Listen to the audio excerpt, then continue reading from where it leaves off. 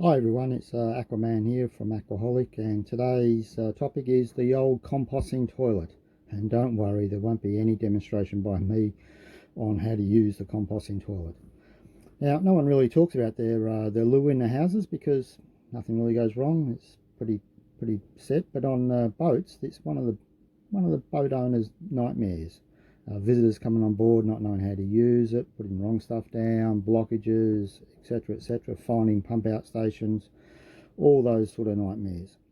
And so often you hear about toilet stories from boat owners and so on. And Aqua being an older boat, being 1988, no regulations back then.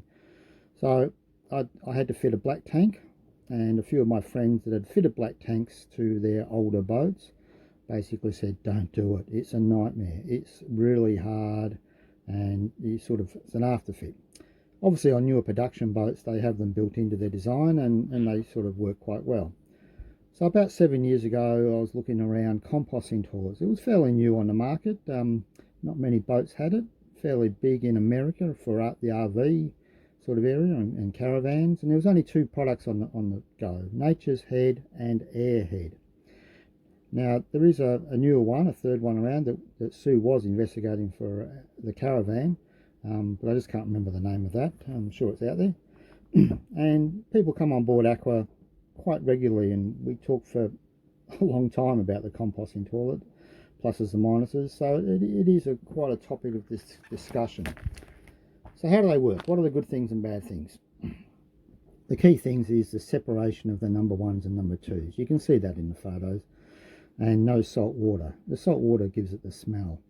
Yes, I'm aware freshwater toilets are out there and they are much better. However, Aqua just doesn't have the freshwater tanks available for that use. They use a peat brick, which is easily available from Bunnings, Woolworths and local garden places. And you add water to it in the number 2 container, and it goes, you'll see a photo of it and unused. It's just freshly put in, but it just looks like soil. The advantages, the key advantage of the composting toilet is it never blocks up. Look at the size of the hole. There's no plumbing, there's no hoses, there's no smell. There's only a very light power lead for the fan, the exhaust fan that sucks air continuously 24 hours a day through the number 2s, drying it out and getting rid of any smell outside the boat. The disadvantages are the physical size. They are bigger than a normal boat toilet. I had to mount mine on a pedestal, which meant that your poor old feet don't touch the ground, but you sort of get used to that. You just put your feet on the lip of the number 1 canister. The other disadvantage, which I only learned about recently, hadn't really thought about it, is a maximum of 2 people on board. The composting processes can't really keep up with 4 and 6 people using the one toilet. For short term, it's okay, not a problem, but full time, yeah, it's a 2-person toilet.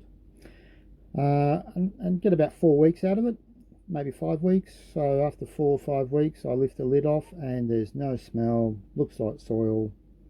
And basically, the brochure says you dig it in the garden and away you go. It's basically compost, great for the garden.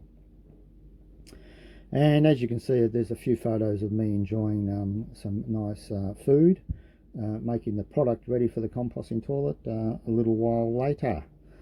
So, best decision for Aquaholic, getting a composting toilet. Can't recommend it highly enough. So enjoy, and that's a wrap. Until next time, bye from Aqua.